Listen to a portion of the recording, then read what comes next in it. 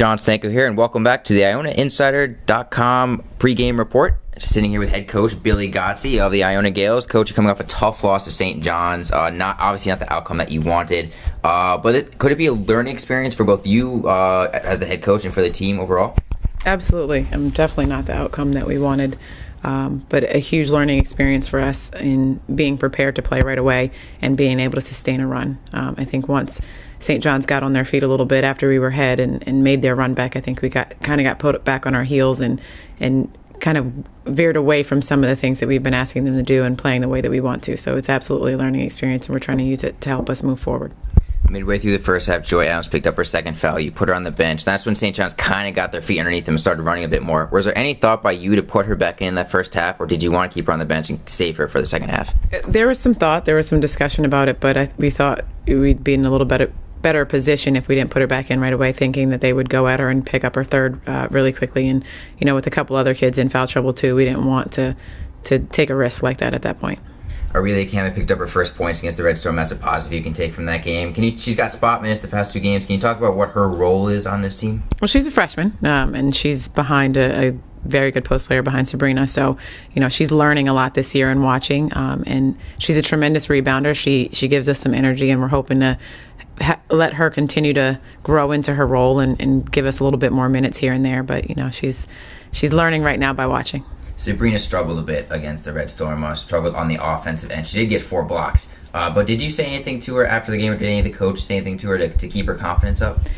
We talked to her a little bit about just having confidence in that short jumper. I think most of her misses were the short jumper rather than layups, and I think she got into her own head a little bit. So just talking to her about, we wouldn't have her take the shot if we didn't think she could make it, and she'll get back into her rhythm, and she's gotten in and gotten those shots up and has tried to prepare herself going forward.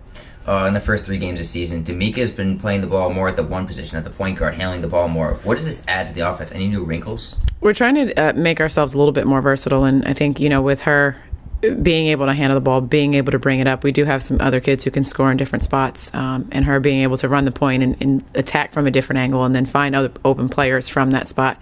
I mean, she ran it in high school. She said she was comfortable with it, so we'll see how it goes throughout the season. Today's game is against the Pacific Tigers. They're a good team, reached a Sweet 16 at WNIT last year. What are your initial reactions heading into this game? Very good team. They're a very good team. They're well coached. They run really good offense, and they try to help each other score.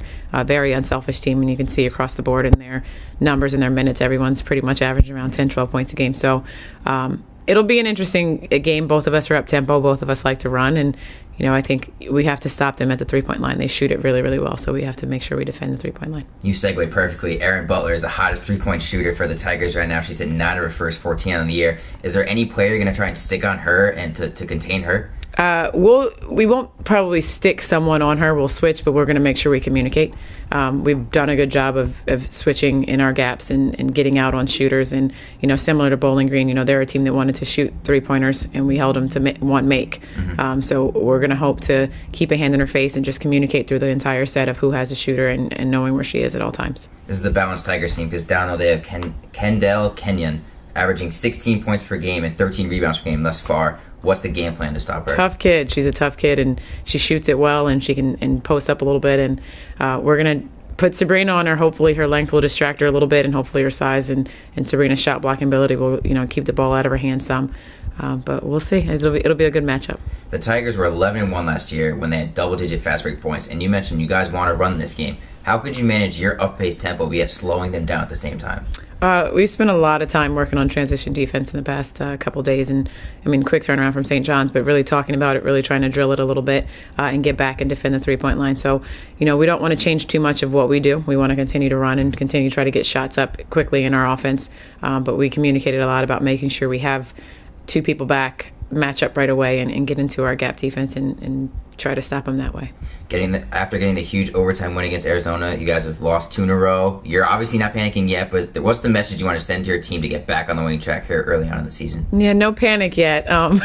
But we talked about a little just, being tough. It was a really hard stretch there with 3 games in the 5 days, but that's what we want. We want to make it to an NCAA tournament. We want to play those back-to-back games, and it's a learning experience. We have to learn from it, and we have to realize that this is what we're fighting for. So let's turn around, have a short memory on this St. John's loss, and go as hard as we can and get specific. All right, Coach, good luck today. Thank you.